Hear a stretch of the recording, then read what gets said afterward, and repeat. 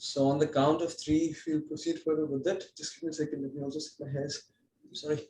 All right. So on the count of three again. One. On the count of three. One, two, three.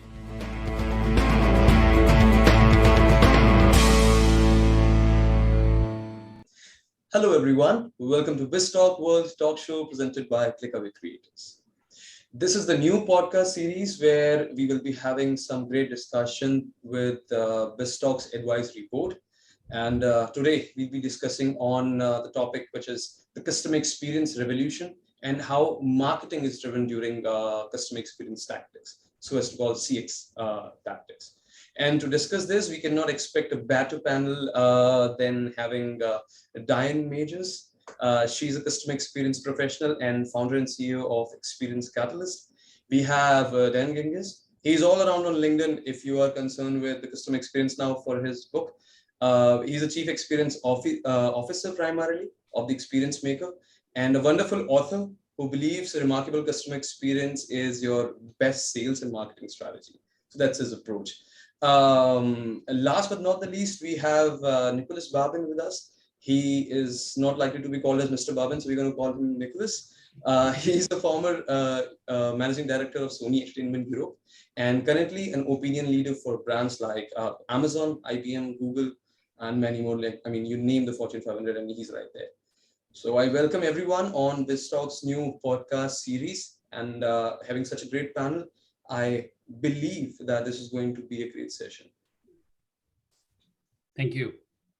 All right. So without further ado, let's jump into the topic and let's start first with understanding the customer experience and its key concepts. So I would like to put this question to Diane, if we can start the conversation from Diane.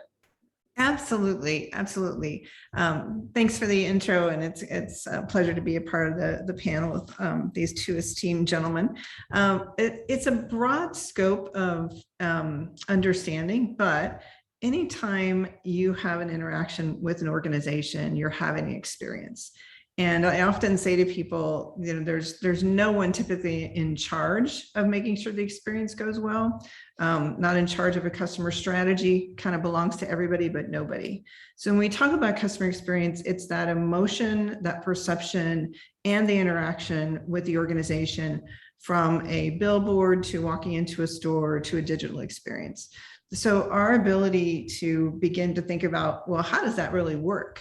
If you think about somebody who is a chief experience officer, their role is to help the organization understand what the customers are perceiving and what those interactions are like, helping them to really intentionally design new experiences that are going to engage them and provide value.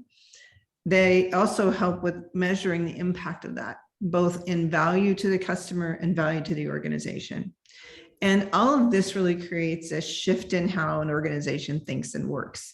It's not magic. Well, it's maybe partly magic, art and science, to help an organization understand that today you have to differentiate by these experiences for your employees and your customers and suppliers and partners and everybody else in the ecosystem.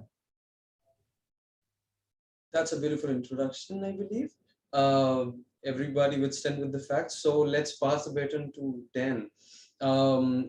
I will straight away ask you then to continue discussion in terms of customer experience in regards to service and product. I mean, what's the difference in generating a customer experience in a service-based organization or a product-based organization? Well, I don't think there's as much of a difference as we'd like to think there is. In every organization, we've got customers or clients. They're our biggest assets.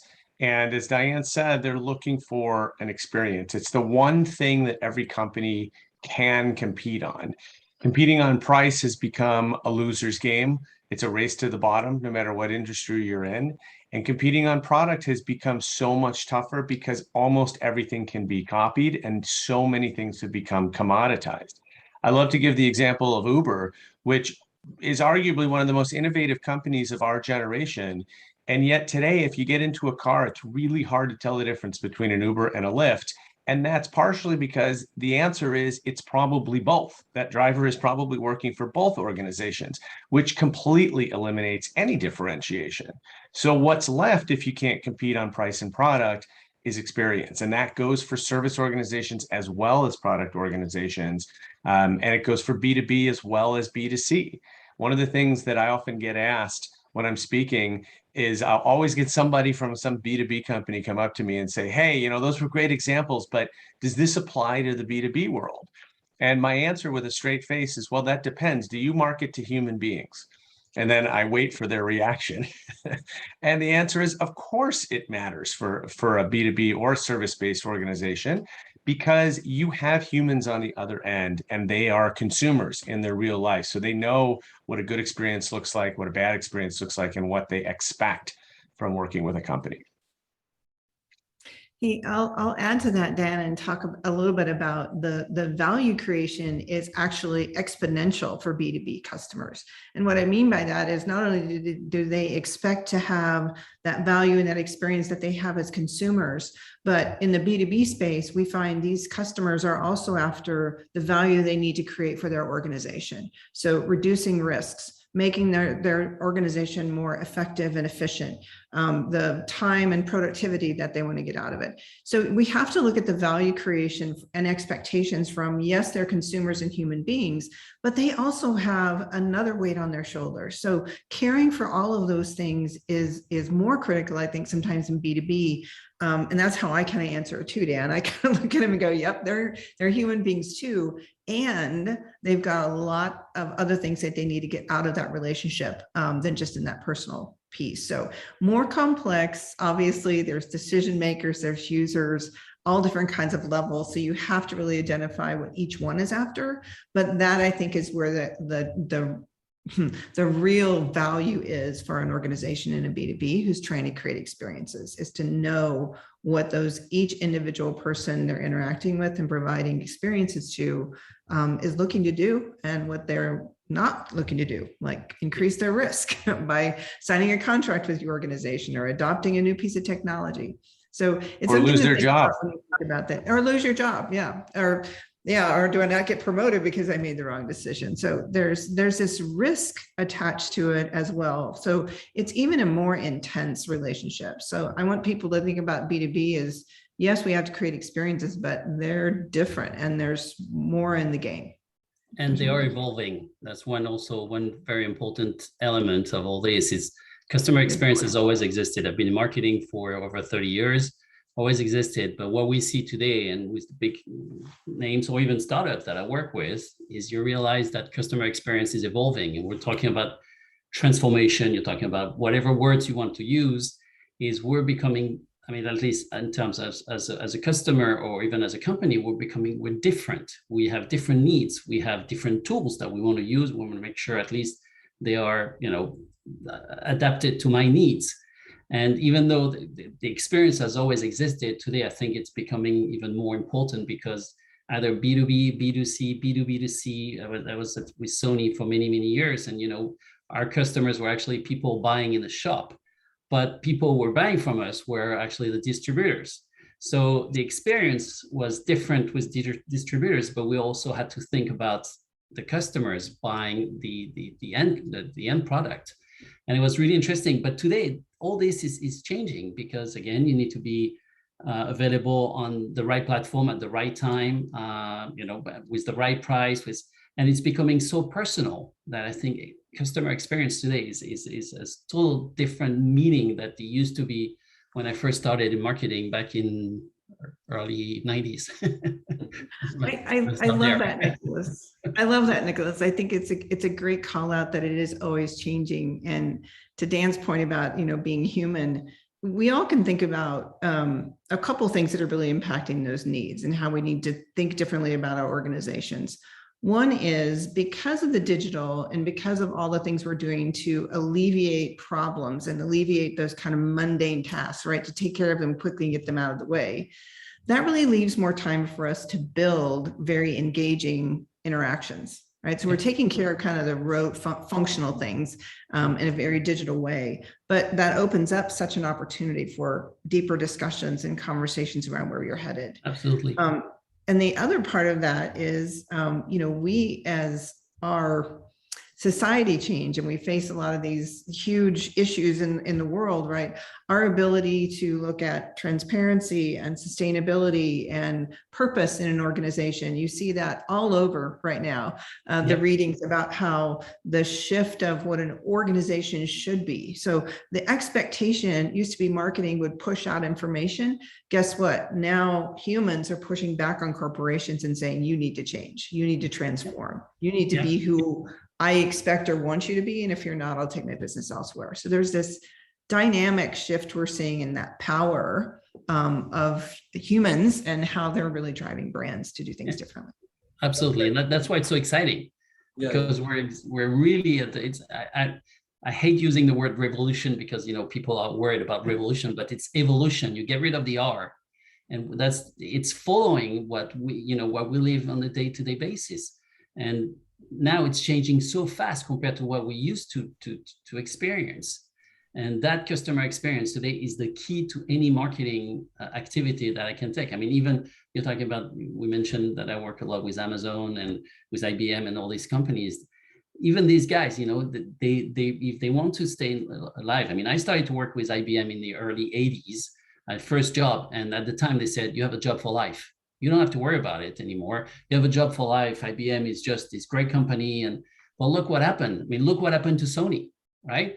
Because they missed the change either in product, and that's what happened with Sony, with the Walkman and with the TV, but also they missed the different angle for customer experience and the fact that customers have evolved, and it's no longer a Sony or an IBM saying you need to buy this Systems 36 or you need to buy this Sony TV. It's actually the customer saying, hang on, why would I buy this when actually I could get a Chinese corporation who makes the product half the price with the same quality?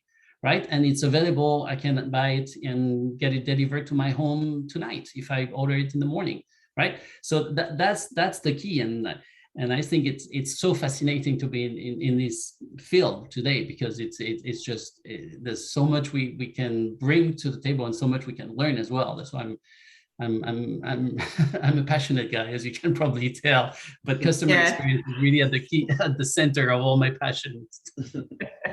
Last, when we had a discussion with Dan and I guess Nate Brown. So I asked this question: that is it customers who are evolving, or is it the organizations who are leading us to evolve in a certain way? I mean, we never imagined back in 90s, let's say, like, I mean, you can pay at the time of delivery, and something will be shipped to your door like in a week or so from around the globe. And then it started in a week, and then a day, then like 2 hours. I mean, if in India right now where I am, you can order like something, you can order your bread and juice and you'll get it in 15 minutes. So that's how quick the organizations are changing. And now my expectation is, like, if I'm clicking on buy now, I should have some guy standing on my door to just hand me my bread and juice.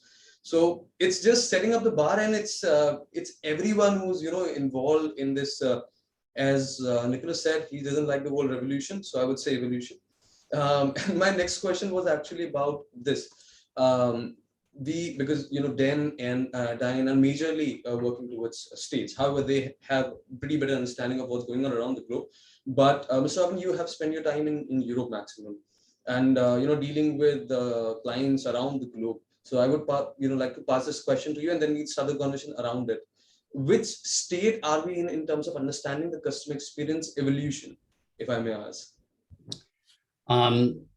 Today, we're really, it's improving. And I want to say that COVID has helped tremendously with the evolution of the customer experience, at least understanding. I used to have customers before, so CEOs of big companies before, not American companies, I'm talking about French companies here, because they are not as evolved. And I'm allowing myself to say it. It's not very maybe PC, but I'm French, so I'm allowing myself to say it. And there's this guy who, big company, €2 billion revenue per year. And he told me, he said, the day my employees will ask to work from home, I will fire the person, because to me, it's vacation in disguise. Right. And during the first lockdown in France, where everybody was actually working from home, I was really debating whether or not I was going to call the guy and say, so how many of them have you fired today?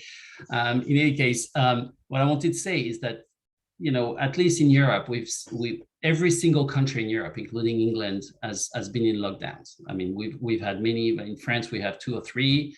In the UK, they've had also 2 or 3 in Germany and all this.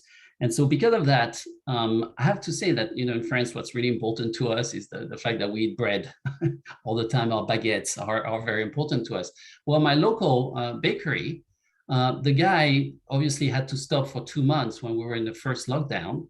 And then after 6 weeks or 4 weeks, I realized that, he was delivering bread on his bike, which is something that you've never seen in France. It's not possible. You have to go in the morning, go say hello to your local baker and get your bread and bring it home. And it's hot and it's crunchy and everything. The guy had found a way to create a website.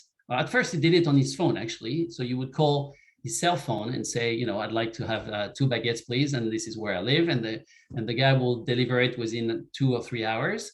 After that, he started to build his own website and deliver his own and get 1 or 2 people that he hired to deliver the bread for him. I mean, nothing major, but for a baker selling, a €1 piece of bread, it was an evolution. And without COVID, the guy would have never, ever sold his bread on the web or on the phone. And so for me as a customer, this time, B2C, perfect example, my life changed because suddenly I couldn't even go out and get bread. Suddenly I would get fresh bread and I would continue to live life I wanted to live with the products I wanted to have, right? So what we see is an evolution, definitely, and I will stick to that word. But what I want to say also is the fact that because we were forced and we were back to the wall, at least in Europe. I know in the US, the situation was quite different. I mean, my wife is American. All my family lives in Colorado. I mean, her family, lived in Colorado. So I'm very familiar with what you guys had to deal with as well. But what I saw in Europe is because we were not as open as the Americans, because digital transformation in the US, you need to do it. Everybody's on board. And you get on with it. Whereas in Europe, it's as we call it the old Europe, and it's the mindset change is really the biggest challenge that we face. And for me, I can see the difference when I work with IBM or Amazon, or when I work with a French company. I totally change my presentation. I totally change my vocabulary because we're not as open to the change that I would like to see, to be honest with you. But anyway, thanks to what happened with those lockdowns and the fact that we had to change, it was either change or die. I mean, I'm not trying to scare anyone here, but I don't know what Dan and Diane will think of that. But if these companies didn't change, customers would just disappear, because they had to find somebody else, whether it would be Amazon, who started to deliver in France over a period of 6 hours, which we had never seen before.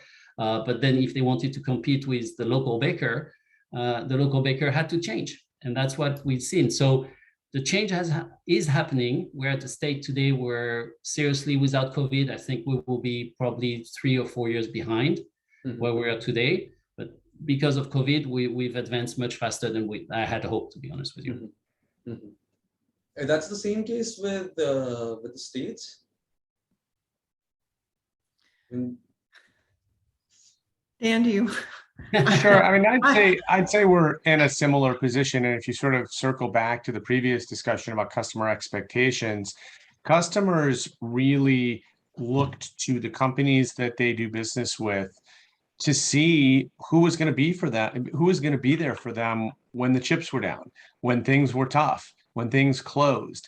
And some companies were there, and some companies adapted really quickly and provided the support that customers needed in the way they needed it, or in an adapted way. And some didn't. Some weren't prepared. Some took weeks, even months to find some new normal to operate under. And I think that customers notice that. I've seen a number of reports about how many customers switched brands during the pandemic, because switching brands, the switching costs are so low today. Now, how hard is it to find another television brand or computer brand or dentist or accountant or whatever it is? There's 100 more that you can choose from. And so with the switching costs low, customers don't have the patience to sit around for a lack of experience. Now, that said, the pandemic brought on a lot of innovation, as Nicolas was talking about, that was surprising and in a good way, that moved things forward a lot faster than we expected. And I think a lot of that innovation is going to stick around post-pandemic because customers got used to it. They liked it. It was an improvement. That one of the examples I love to give is I'm actually a guy that enjoys grocery shopping, but as soon as I realized I could get 2 hours back in my weekend by getting curbside pickup, I don't think I want to go back to that. Like I don't want to give up those 2 hours again. And so I think some of the great important changes that were made during the pandemic will stick around. It shouldn't take a pandemic to get companies focused on this. And so one thing that I think will change going forward is that companies who were pretending to have business continuity plans. And I used to sit in those meetings, and I'm telling you, they were a joke. We'd all sit around the table saying like, oh, a pandemic's never going to happen. Why are we even talking about this? And now we know it can. And so there's zero excuse for being prepared next time, whatever the next world event is. There's no excuse but to be prepared. Yeah, Dan, I'll take it one step, one step further. If you think about those organizations who did respond, I think there was a combination of we did it and surprise from the leadership that in a moment of crisis, they were able to do things in 3 months that they had on their timeline for 3 years. And I think that showed that the organizations have the talent and the agility and the innovation and the ways of working that they had been looking for quite some time. So it was actually a catalyst to make those changes. What we see now is organizations who want to keep that momentum, want to keep that capability, those capabilities that they discovered during this change, are really struggling because there's a talent issue. There's now we're in a new normal. So it's this relaxed phase. If we got through the crisis, now we're going to sit back and wait. But those companies who are going to get that next wave, if you will, of we can do that, we can respond, we can be innovative, I think are the ones that are going to thrive. And much to your point, like there were some organizations that just collapsed in themselves, waiting for something to blow over, rather than aggressively welcoming it and saying, how can this really help us change? So I think that shows through when we're making decisions. To your point about why people change, it's what did you do in this crisis moment that made you the organization you are, and do I identify it with that and value what you did? It's all about, customer experience that we have been talking. So let's shift this discussion to marketing. It's all good. It's all great. The way we are, looking at the organizations from standpoint of customer experience.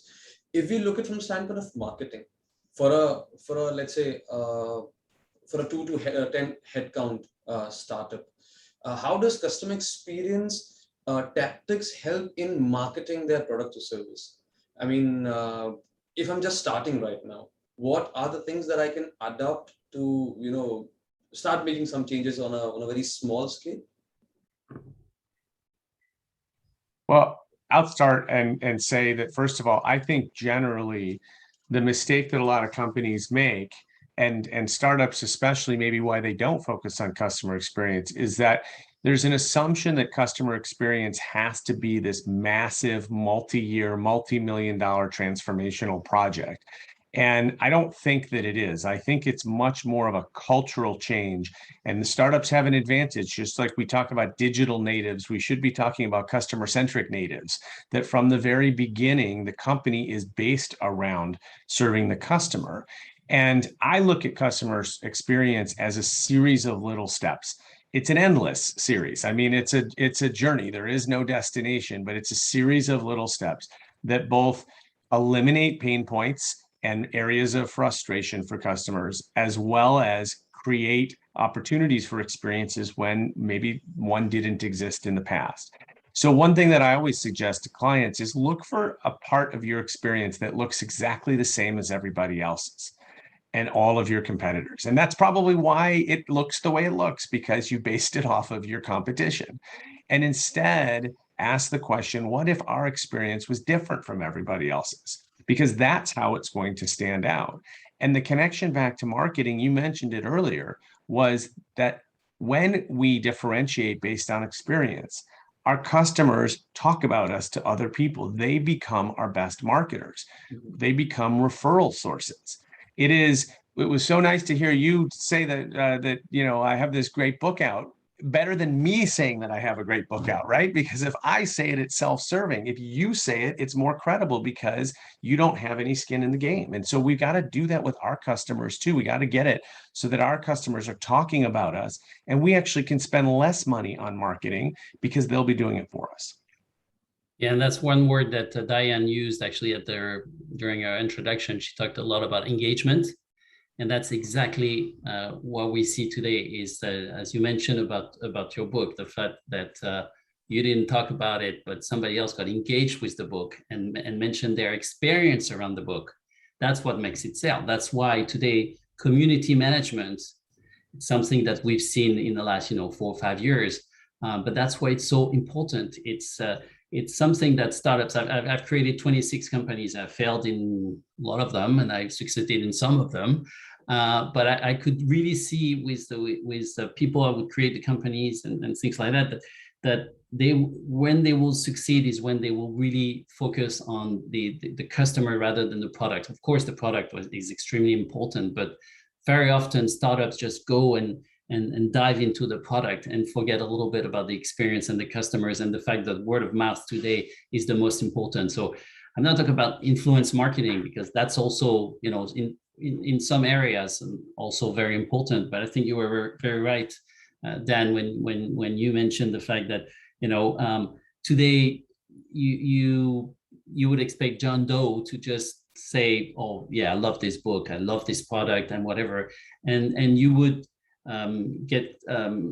it's like storytelling is becoming so important because you would associate yourself with John Doe and say, yeah, I'm like him actually, and yeah, well, if you like that book, then I'm sure I'm going to like that book and I'm going to order it. That's why the Amazon recommendation is very important. That's why any comment you can get on LinkedIn, on Twitter, on Facebook, on whatever you call, on TikTok for some younger people, this is the key. And this is where I've seen startups really fail or make it. Today I was talking about you either change or you die. And this is exactly what we need to do today, is that we need to evolve with what people expect. And to your point, Dan, it's exactly that. I agree with both of you. The way that I would like to controversially kind of do away with marketing, because marketing was really all about how we got people hooked and where we were headed. And what we're really talking about is how you're engaging people to come to your brand, to stay with your brand, to be loyal to your brand and advocate for your brand. And that doesn't happen just at the beginning. So the foibles of marketing have always been, let's get acquisition, let's get them in. And what we're seeing now is organizations that are focusing marketing on ongoing engagement, the ability for us to engage current customers and look for ways to bring more value to them so that they stay longer. If you ask any executive these days, they're going to say, what's your biggest issue? They'll say retention and churn. And so we're great at bringing those bodies in, right? And making sure that they get on board. And once they get on board, it goes to crickets. And I think customers feel that loss of all these things that you wanted me to come to you as a brand. Now I'm not seeing them show up now that I'm kind of in the door, so to speak. So there's a little bit of that happening. I'm talking really from a B2B perspective, but I think this resonates with B2C too. The other thing that I want to kind of pull out here is that is really what I call the comment. When I usually do work with organizations in designing experiences kind of end to end, we always see that there's all these great touch points up front. And then it just dwindles the longer that customer is with the brand. And so the ability for us to keep that momentum up and keep that relationship and that engagement up, I think is becoming very critical for organizations, especially given what Dan said about the cost to move, to another brand doesn't happen. I think that we're also seeing marketing becoming much more human. What I mean by that is, think about, watch commercials. If you're watching TV tonight, watch the commercials. Most of the commercials here in the States now, you sometimes don't even know what the product is until the logo pops at the very end. They're very experiential. They're very much about the human need. They're very much about a family and health and wellness. All these things that we know human beings are craving right now. What we're seeing is the brands are portraying themselves that way. It's making sure when that customer does come on board that they achieve what they were told, because that's really the crux now of, you told me it was these things and I would achieve this. Do I really get that if I'm a part of your brand? So I think there's some things we have to check ourselves a little bit on when it comes to marketing. Yep. I think a different way of saying that, Diane, is that marketing's job has become to promise the customer experience, to set the expectation of what it's going to be like to do business with us. And then we got to make sure that the rest of the company actually delivers on that, right? And so if marketing is disconnected, then they may be over-promising and we under-deliver, and that's not obviously going to help with customer retention. The first thing that you talked about, there's a concept in my book that I call the leaky bucket. And essentially what this is that we have, almost every company has a leaky bucket. You have customers that are leaving you every day. They're generally not telling you why they're leaving. They're silent but deadly, as we might refer to them. And they're leaving for your competition. So it's a double loss. You've lost a customer. Your competition has gained a customer. And it's because you haven't paid any attention to them. You focused all your resources on getting them in the door. And then as soon as they were in the door, you focused your resources on getting someone else in the door. But if we don't focus any resources on treating our customers well while they're with us, then they pick up and they go somewhere else.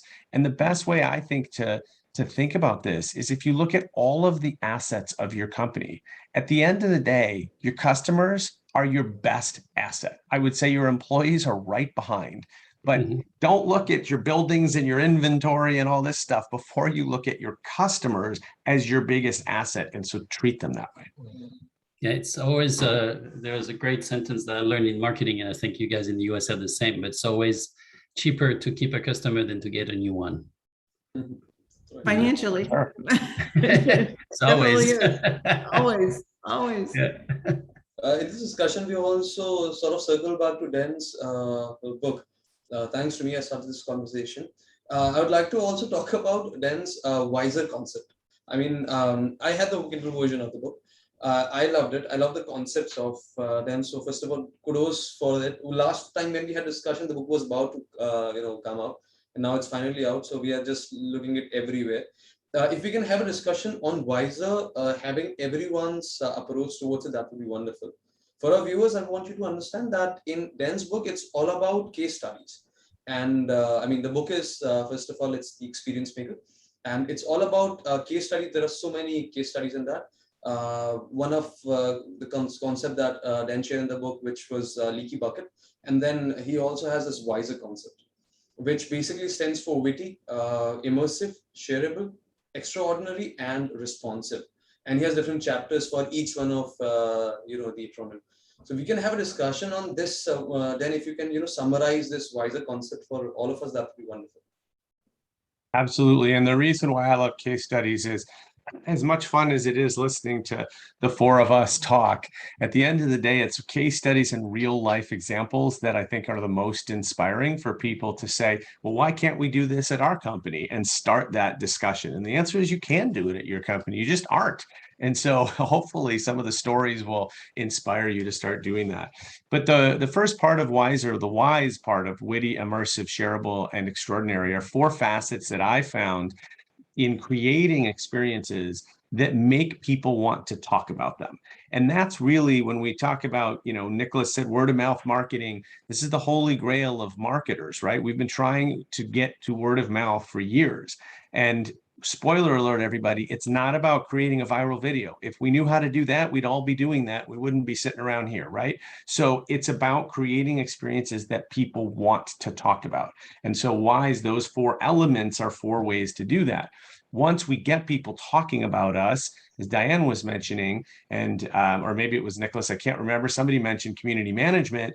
We have to be responsive. That's the R in WISER, is that we've got to be part of the conversation. There are so many companies that are ignoring customers out in social media who are complimenting them. And let's think about that for a second. Before social media, customers didn't have any way to compliment a brand. We didn't call up customer service to tell them they were doing a great job. We didn't email them. But all of a sudden in social media, we've got an opportunity to, frankly, use up some of our own social capital to talk about brands that we love.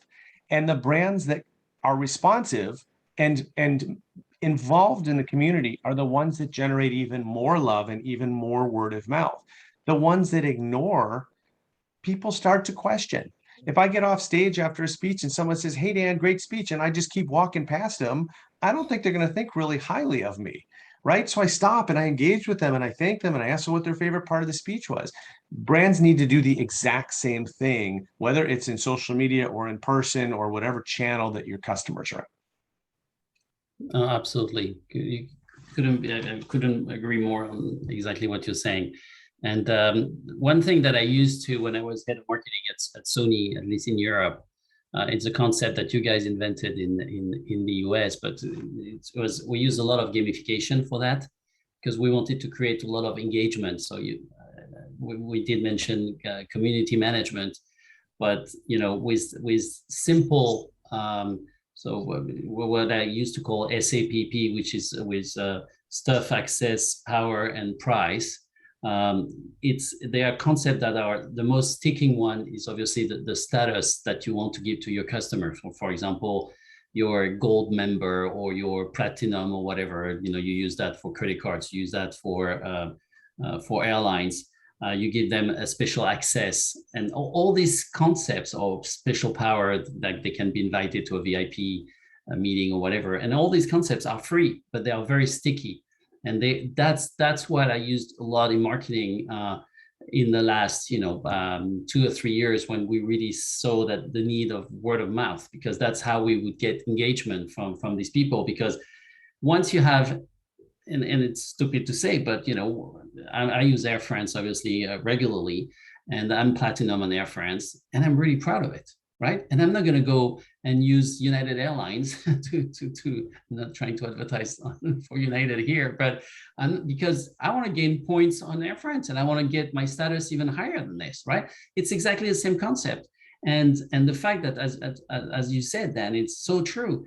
Companies always try to when a customer is not happy and they write a poor review on Twitter or whatever, companies will react, right? But very often they forget to react when the customer is happy, and that's really, to me, it's too bad, because that's really where you can amplify actually the relationship and amplify the engagement, because then the customer will feel even more comfortable being able to share things even when things are not that great.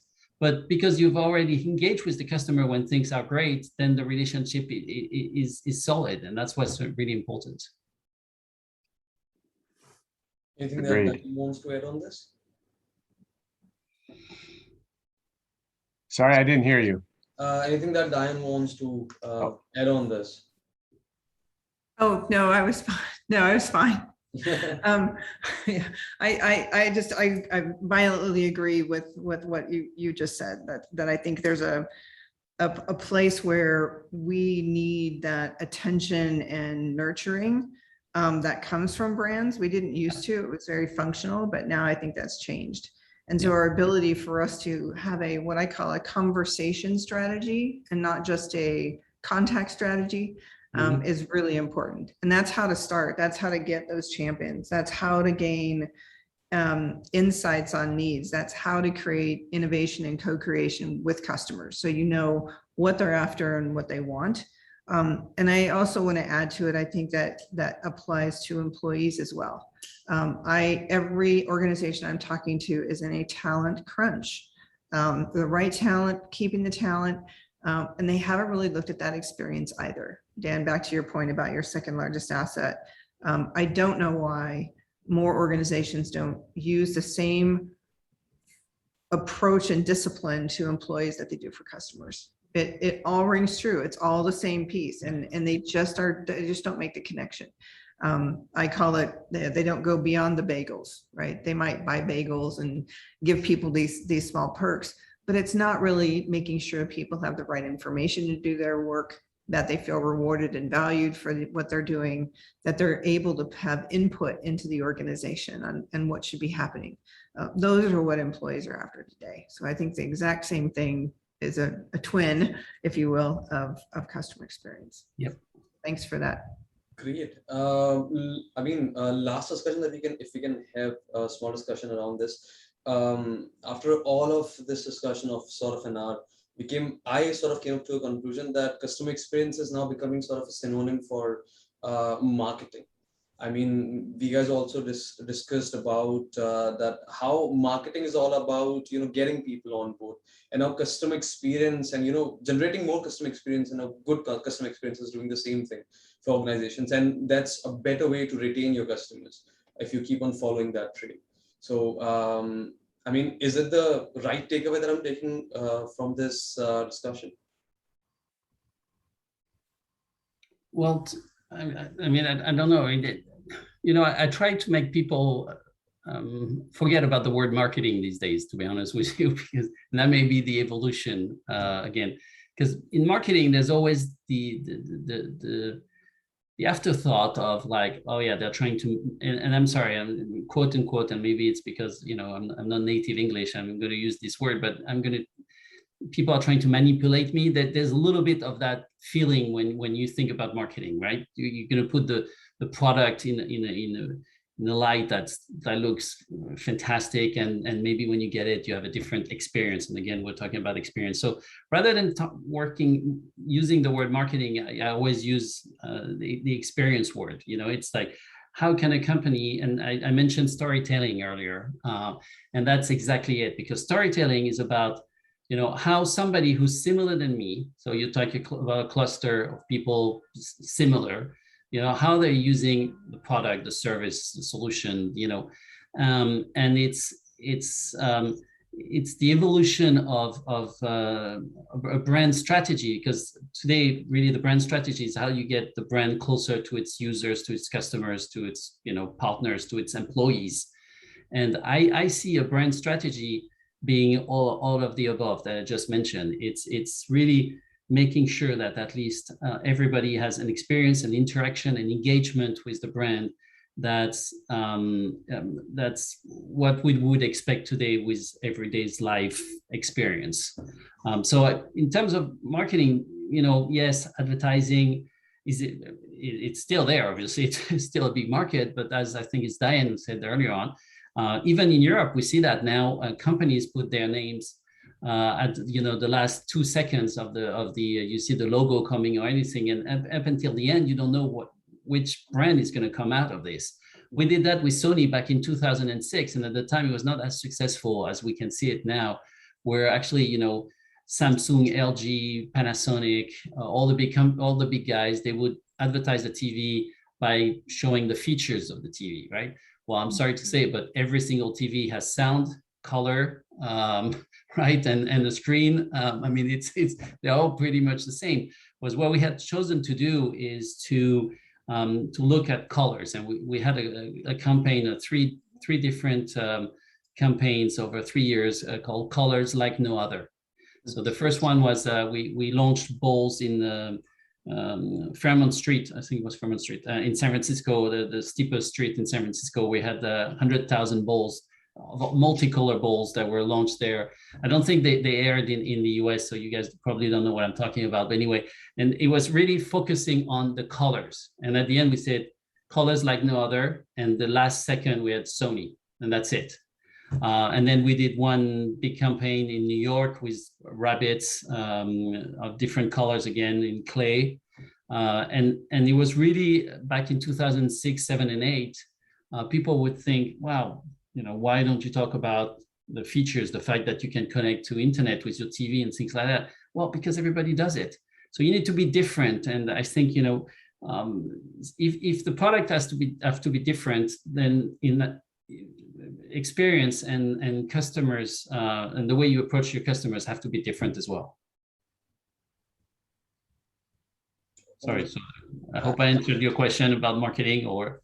Oh, that is really beautiful. Any last words from Dan and Diane for our viewers for a better understanding?